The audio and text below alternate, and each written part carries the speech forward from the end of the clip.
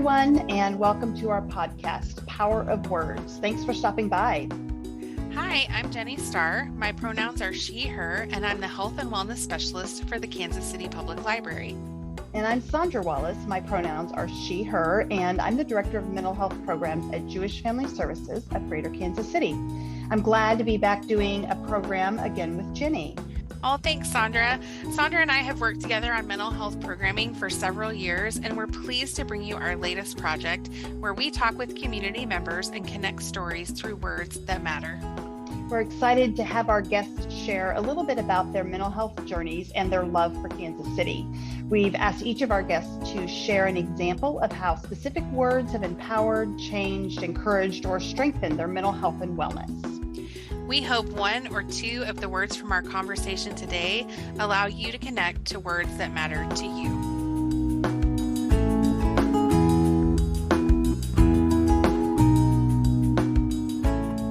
How are you doing these days, Jenny? I am doing well.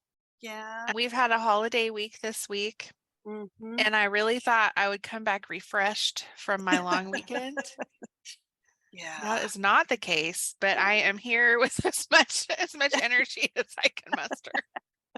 Yes. How about you, Sandra? Yeah, it's been good. It is nice to kind of have a short week. We only have a couple days before we get to rejuvenate our energy again over the weekend. So Yes, it's kind of for nice. sure. Mhm. So did you do anything fun for the holiday?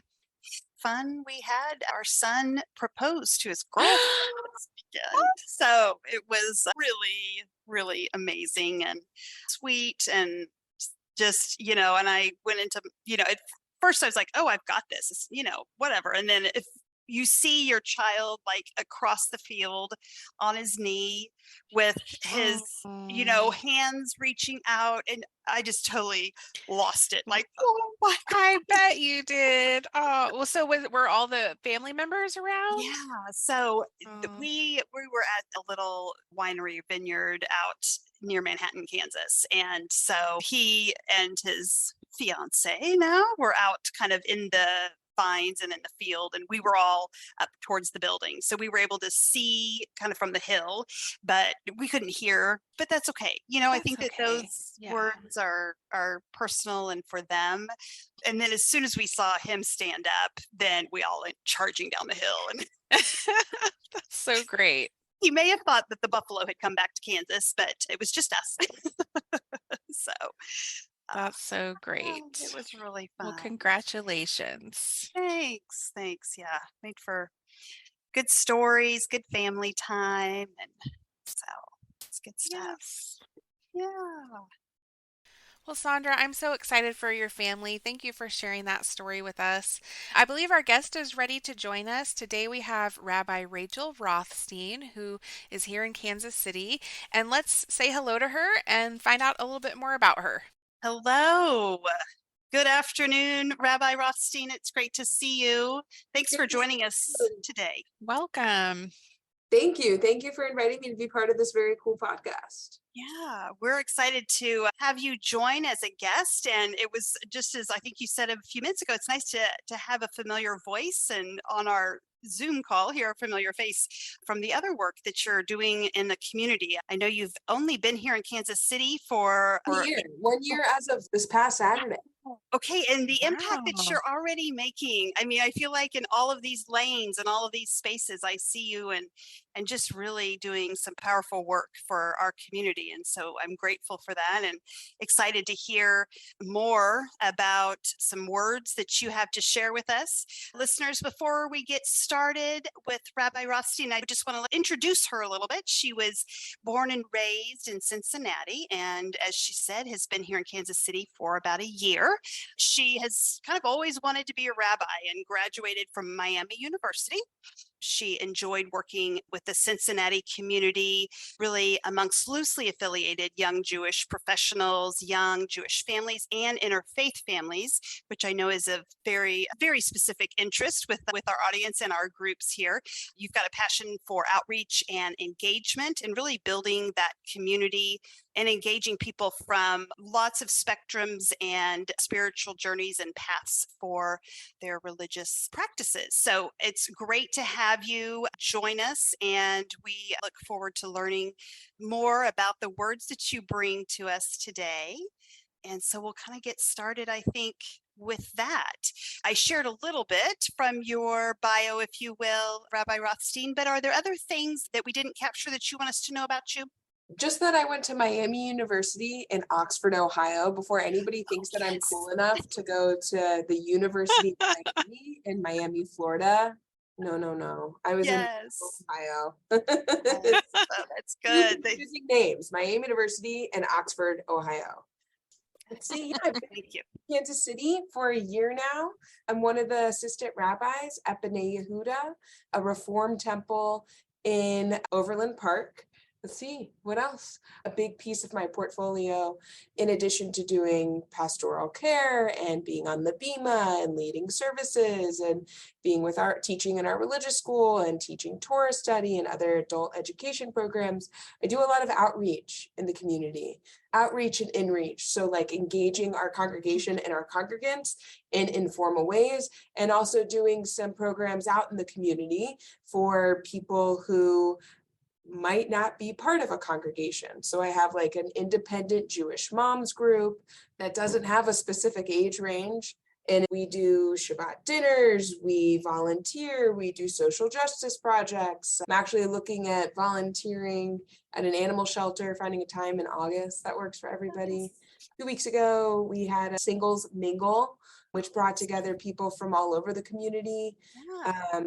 And I also have an initiative that I've launched with a congregation that's for people who were born in the 1930s, 1940s, and 1950s. I'm a firm believer that Judaism doesn't have to only exist at a synagogue. It can be about bringing together Jewish people in spaces that might not have to do with a chapel or a place to engage with prayer. It's about the connections that we form with the other members of our community. Yeah. That's Cool. something that I've been busy doing. Yes. Well, it sounds like you've been very busy in your 1 year in Kansas City. We know that you're new to Kansas City, but are there some things in the city that have helped you to feel connected to it, or just things that have stood out to you about the city since you've been here? I love the local food scene that I've encountered. Great. So I live in Overland Park, and the Overland Park Farmers Market is within walking distance of where I live. And it has been wonderful to see how many local vendors and Yeah. organizations support local makers and artisans.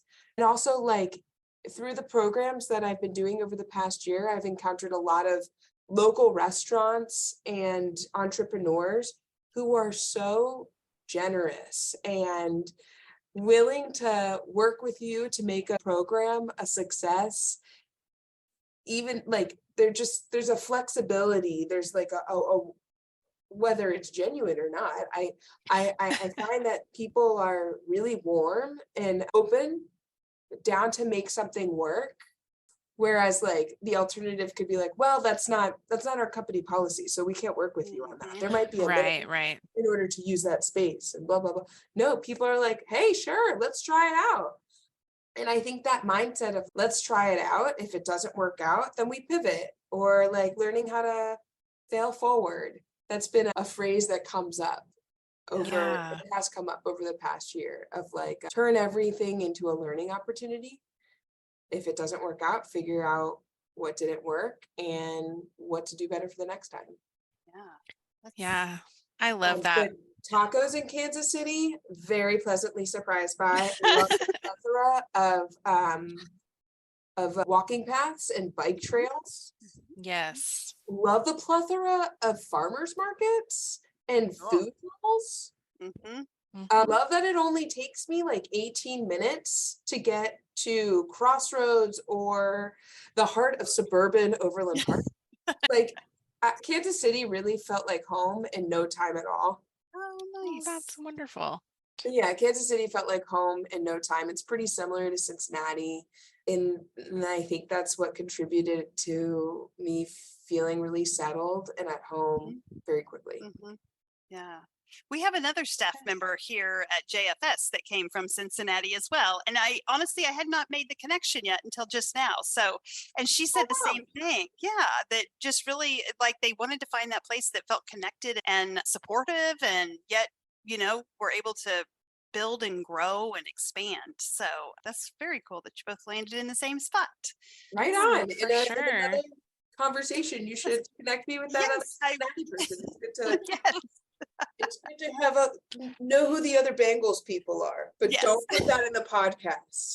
Okay, so that was my question for the we actually had that guest on our podcast, Sandra, and I asked that guest how they feel about the Kansas City football scene. You can't ask us that. Well, yeah, we won't put you on the spot. We won't.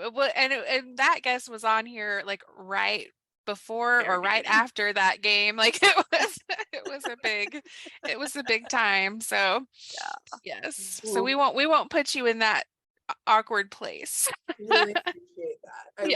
Yes. It is a hot button issue here.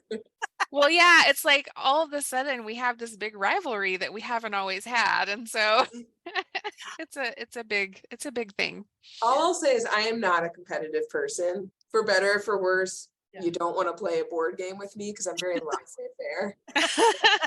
I'm like, oh, whatever. It's on par with me being like, let's, we fail forward. Right. Yeah. So when it comes to football, I'm just not competitive. There you go. Yeah. I always tell people like I was not into football before I came to Kansas City, and I'm from Texas, which it's strange that Kansas City is where I got into football, but this town, it's very sport. There are a lot of sports here, not just football, but it's a big sports town. So it's kind of fun. I think we might kind of segue or transition a little bit into the words that you shared with us that you kind of wanted to highlight and tell us a little bit more about. I was just reading, thinking about your heart, and Kansas City does have a heart for sports. So there's my little segue. Yeah, there's your segue. Good job, Sandra. I don't know if that's a good one or not. That might not be appropriate. we can bleep it out too. Would you mind, Rabbi Rothstein, kind of sharing with us the words that you sent us before we started recording today, and how those words resonate with you, how they bring so much meaning and life to you, and kind of go from there. So my words come from Psalm 19, it's verse 15. And they are, may the words of my mouth and the meditations of my heart be kind, be true. May they be acceptable to you, God. And the way that those really rang for me when I was brainstorming what words to share in this podcast, they're part of a song they're part of one of the concluding prayers in the Amidah, which is the climax of our daily service. So traditional Jews pray 3 times a day, in the morning, in the afternoon, and in the evening. And each of those services includes the Amidah, which comes from the same root that means standing. So it's sometimes called the standing prayer. You stand, you rise, you either face the ark, which is the entity that contains the Torah, or you face east. Usually both of those are happening at once. The ark is in the eastern part of a synagogue because you're always orienting yourself toward Jerusalem or where the Holy Temple was. And so at the conclusion of the Amidah the Amidah is made up of several prayers, but one of the songs that's often sung to conclude the Amidah is a song called Yehiyu L'Ratzon, which comes from Psalm 19, verse 15. And even when I meditate, I often think of Yehiyu L'Ratzon, which a Jewish musician who I am very fond of, I don't know if they even know I exist, but I have followed their music for a while. Her name is Michelle Citrine, and she did an arrangement of it where she reinterpreted the verse. And she includes her interpretation of the verse in her composition. And what she says is, go inside your heart, just be, go inside your heart and see what it wants, what it needs, when it yearns to be free. Go inside your heart and see. And if it's possible to include the music in Yes. Yeah. the podcast, I can send you a video. What we'll do is we'll put the link to the video in the show notes for anyone to go back and listen to it. That way we don't, break any copyright laws or anything. So I love coming back to that even when I'm meditating, because Jenny, you said that at one point you were teaching biology, and Yes. that was one of my favorite subjects when I was younger. And I often think about that intersection between biology, anatomy, science, and spirituality, Mhm. which when I'm teaching kids, they see as mutually exclusive entities. Like, how can God exist? How can the world have been created in 6 days if we know dinosaurs roamed the earth for millions of years? And I think kids are constantly trying to reconcile science and what they know about the world with what our Jewish tradition teaches us. Mhm. And I actually really like sitting in that space because there's something very spiritual about the way the stars align and the universe unfolds and the way my body is able to work when it works the way it should. I feel a lot of gratitude for that. And so when I hear the words, go inside your heart and see, go inside your heart and essentially listen to what's coming up for you and pay attention to what you need. I often am thinking during the Amidah, that central prayer in our tradition, sometimes I read the words on the page, and other times I literally just put my fingers to my wrist and I take my own pulse and I make sure I'm breathing, because I can go through a whole day just crossing off the tasks off my list and being like a task rabbit and not taking any time to pause. Mhm. And that point of my day when I'm praying is my time to check in and make sure have you breathed today? Have you taken deep breaths though? And I will literally take my pulse and just let the rhythm of my own heart kind of lull me into a place of relaxation, even if it's for 20 seconds, because that might be the only 20 seconds in my day when I can get out of my head and just relax. And so I try to use Yehiyu L'Ratzon as that reminder to go inside my heart, biologically, anatomically. It's a curious thing to think, well, what's actually going on inside there? That's a wonderful mystery. I mean, I'm sure it's no longer a mystery. Scientists and doctors doing research on that, but the fact that it all works the way it's supposed to work for me in this moment, I'm very grateful for that. And if I also go inside my heart and spiritually try and sense well, what's going on beyond the blood flowing and my arteries and veins and the pumping, what am I sitting with right now? Then that is a helpful pause in my day for me to take. I love that visual, of literally putting your fingers on your wrist and you with the words that you're sharing today. I think you said the rhythm of your heart, as I can see myself. Okay, so this is something that listeners, you can totally do with the words that are powerful for you, right? That just pausing and feeling that heartbeat. I've never thought about that before. We kind of all have some self-talk phrases, or when I get stuck, I have a little mantra that I go through in my head, but adding that layer of putting the rhythm to feeling your heartbeat is really incredible. Well, I feel like I took a first aid class when I was 14 or something to prep for being a babysitter. Yes. And they taught you all these ways to take a pulse. Yeah. It took me forever to find it. I was like, oh my God, am I even alive? I can't find my pulse. pulse. But when I'm stressed and I'm feeling high strung, I can't find my pulse. It takes me calming myself down enough to even be able to listen to it. And then I know if I'm really calm, if I don't even need to put my fingers to my wrist to sense it. And I guess that's my end goal, is if I were to just close my eyes right now, would I be able to feel my heart beating inside of me? Or do I have to do the wrist?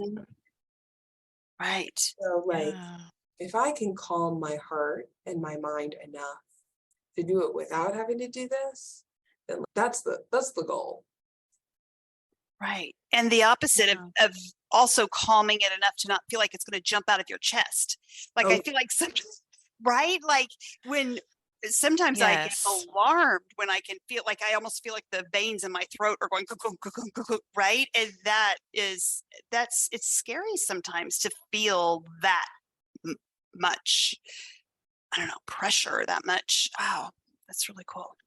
Yeah, I feel like a lot of what you're describing is almost like a biofeedback technique that people use for mindfulness, where you use your mind to change the state of something going on in your body. And it's always so interesting to me, that mind-body connection. I believe all things are connected. That's what we like to call my woo-woo personality. You're spot on. But yeah, you agree. These things are connected to each other. And so that piece of mindfulness really can change you physically and give you the calm feeling that you're seeking, and I wouldn't have been able to get there without, I wasn't always into meditation. Let me tell you. Tell us how you came upon that. Well, I went to rabbinical school in Los Angeles. Okay. So that's the start of that. And actually, the school, I don't even know who was behind this, but they brought in somebody maybe once a week or once a month from 12 to 1, which was during our lunch break. And you could choose to go, and this person led meditations. And my friends were doing it. And it was either eat lunch alone or join the meditation. And I joined them at the meditation, and I let go of feeling self-conscious about it. The woman who led the meditation talked about that mind-body connection. I mean, you can't not believe in a mind-body connection and meditate. And then I started attending every time it was offered almost. And she would lead us through these visual exercises. It was really hard for me at first to think about my inhales and my exhales and count the breaths. I got too caught up in oh my God, what if I take 5 breaths and 5 breaths exhaling? What if I do this wrong? Yeah. Right. But I came up with these other techniques that were ways to relax my mind, because at that time with school, it was a beneficial exercise in finding ways to relax my mind. It was a stressful period. And I think at the same time, I had started doing something called spiritual direction, which Hebrew Union College is where I went to school. So I keep referring to that by its acronym HUC. So my campus offered a program that was free of charge to students to work with a spiritual director, a counselor, essentially, who I would meet with one-on-one once a month. And we would just talk about all the things that come up for clergy members and people who lead spiritual communities. And her name's Miriam Goodman, and she has been a godsend in my life. Thank God I had that relationship with her. It helped me get through COVID. And some of the techniques that she would have me do, because sometimes we would meditate, sometimes we would just talk, and sometimes we would do different activities. Only a sliver of us working together has been in person. It's mostly on Zoom. And it was about the same time the meditation that I was doing at school went hand in hand with working with her. And sometimes she would give me an activity to do that I would then kind of run with. And also she was working with a couple of classmates of mine, and we would kind of gush about how awesome she was. And my friend Sophia would say, oh, Miriam had me do this exercise. And so sometimes I think my memories are like borrowing from some of the feedback that might have shared. Yeah. But either way, I think working with her really helped me articulate some of the things that were and are going on in my heart. And I often do that when I'm meditating now. It's not just in prayer or when I'm leading services, which if I'm like doing a bar bat mitzvah for a student, sometimes it can be a little hectic. We've got family and we've got the kid who could be a bundle of nerves, and you're balancing a lot of things at once. So when we do the Amidah and I come across those words, yes, like taking my pulse is a nice 20-30 seconds for myself. But I mainly come back to those words when I'm meditating, just to check in with where my heart is and what's percolating in there. Yeah, that's so cool. Thank you for sharing that with us. I find it's so interesting how people come to meditation, because for some people it's no big deal, but for other people it's kind of been a transition to look at that mind-body connection piece.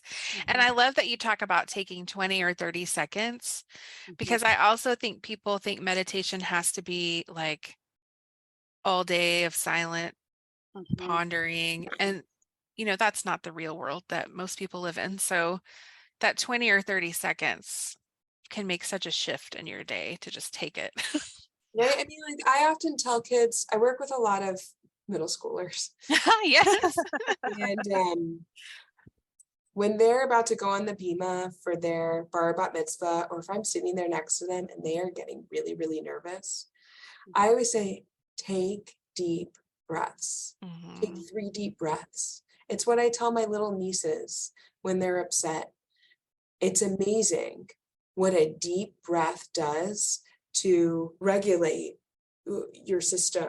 There was a phrase that you used, Jenny, when you were talking about the mind-body connection. Kind of like the biofeedback. That biofeedback. Yeah. I know that when I'm upset, like that was always what my mom told me to do. And there's a reason why that's a tool that we come back to. So what if I use that not only at times when I'm upset or nervous or anxious, but like just making it a healthy practice that I do at least once a day. Yeah. And I think I take a deep breath. Yes. I know, It's making me want to breathe. I know. Yes. I think it's so important too. A lot of times I'll get in my car, like I leave the office, I get in my car and I, don't turn on the radio and I just take a couple deep breaths. So sometimes I think, again, it doesn't have to be a YouTube video or any of those things. It's just pausing in a transition or in a space that you feel comfortable in to take those breaths. And tell me, Rabbi Rothstein, like I tend to, like I said, I have this little self-talk phrase that I walk by, and I say as many times as I need to feel like I've shifted or that I'm ready to transition to the next one.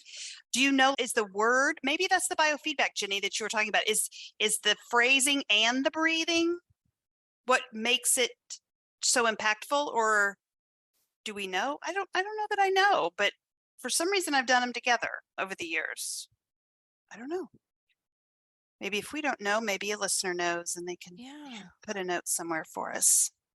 I feel like both things are beneficial on their own, and then together, I'm sure there's some sort of synergy, Yeah. And I think our meditation or mindfulness instructor that we have at the library all the time, Nicoya, she talks about like the best meditation is the meditation you will do. So that's the best practice. So if you'll do 30 seconds in your car and that's what you will do, then that is the best for you in that moment, So. Yeah, I mean, I think I always thought, I was self-conscious about meditation. What am I supposed to do? Am I supposed to count my breaths? And I can't do this for 30 minutes. What am I supposed to sit there like this? And, I don't want to sit the way that I had all these preconceived notions about it. And through this program at HUC, and then I worked with another rabbi last year, Rabbi Dave Burstein in Cincinnati. And every Friday at noon, this was during the pandemic too, he would lead a probably like 15-30 minute meditation for congregants over Zoom. And the meditation itself was probably just 10 minutes. But it doesn't have to be sitting cross-legged and like distilling out all the distractions. I think that's what my vision of it. Sure. Yeah, for sure. Yeah. But I meditate best, like, thank God for the Balance app, which I think is made by Google. It was totally free. I love using that. I often use it when I can't sleep at night.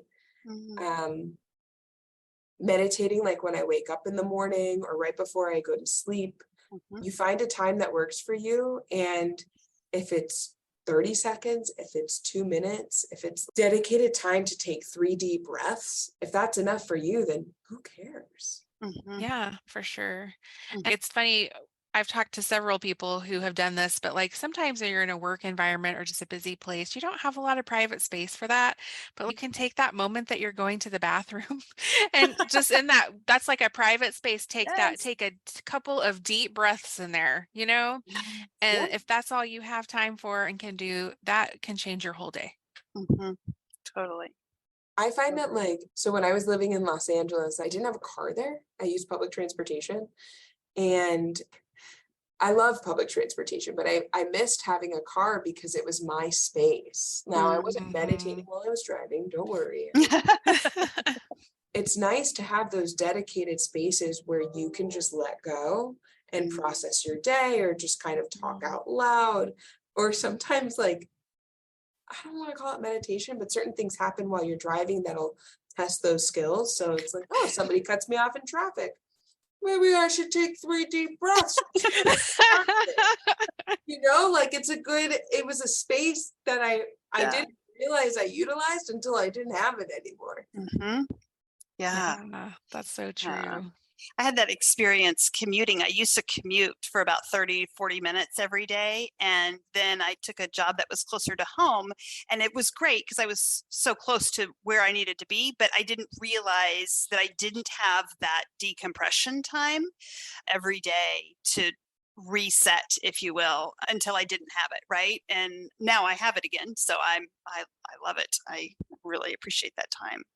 It sounds like what's coming up for a lot of us is like having that time built into our days, carving it out for ourselves, or taking that time to decompress, to just breathe. Yeah, for sure. And what's beautiful about it, for so many reasons, obviously all of the physical and the emotional reasons that it's so powerful, and it's also completely free. You know what I mean? Sometimes we get caught up in all the barriers and all of the things that get in the way of us being able to access or to get what we want or what we need. And sometimes it's all from within. And when I was thinking about that, I thought, circling back to what you had shared from the song of going inside your heart and see, to bring it back to your space and to your heart and to your skin. And I think that's so important. That's so true, Sandra. I think we try to make it so much harder or expensive, complicated, Yeah. And sometimes it is, I mean, we don't want to, poo-poo that either, right? Like it is hard, and life is hard, and not everybody has time that they can take to just right. They don't have an office. They might be rushing from meeting to meeting, and it's hard to carve out time for yourself. That's a privilege. For sure. Yeah, absolutely. Yeah. Well, anything else, Rabbi Rothstein or Jenny, that jump into before we wrap it up? I think that the last thing I would say is that it comes back to something that I said earlier. I think religion and science are often seen as opposites, things that can't go hand in hand. But I actually enjoy sitting in that intersection of the two. And it becomes most profound for me when I meditate and I think about the miracles of our own existence, of my body working the way it should, of the universe unfolding as it should. And I would have no time in my day to ponder those things if it weren't for the space that meditation allows me or prayer gives me. Thank you. That's a great summary of our conversation today. One of the things that we do at the end of each of our podcasts is we ask our guests right now, in this moment, what is your favorite word? Not to put you on the spot, but we put everyone on the spot, so don't feel. Yeah.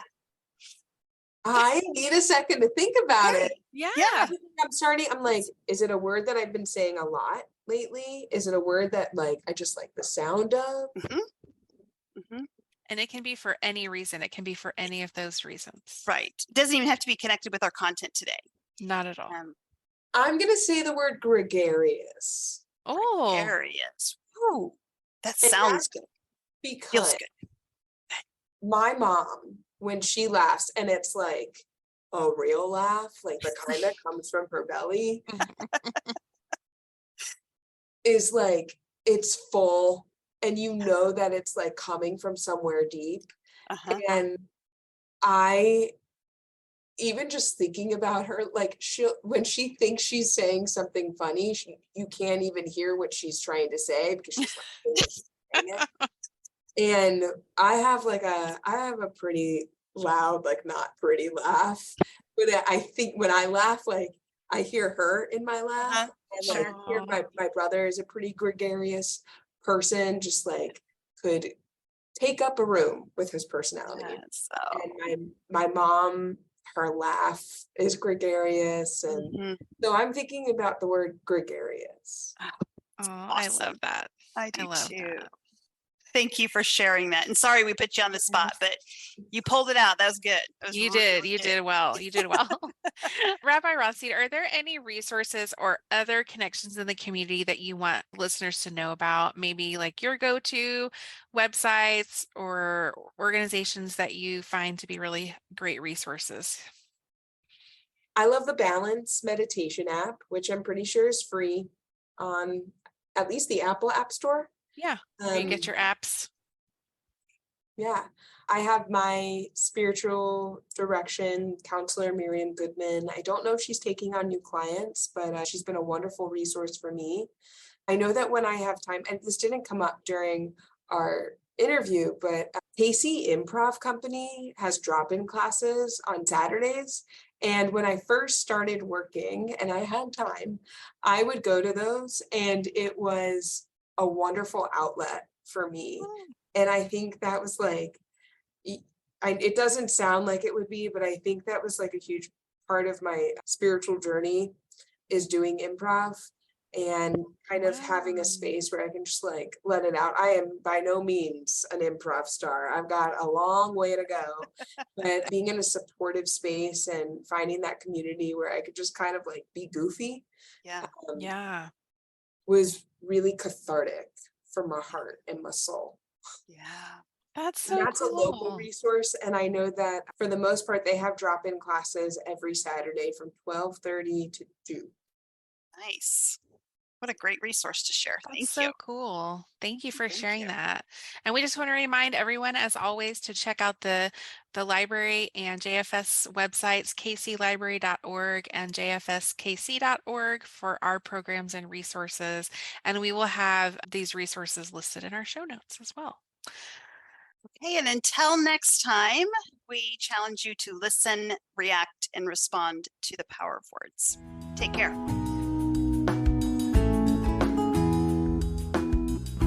Thank you for listening, and we hope you enjoyed this episode of Power of Words.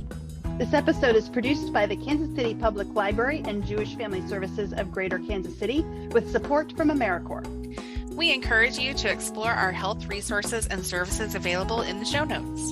And follow or subscribe for new episodes wherever you listen to your favorite podcast.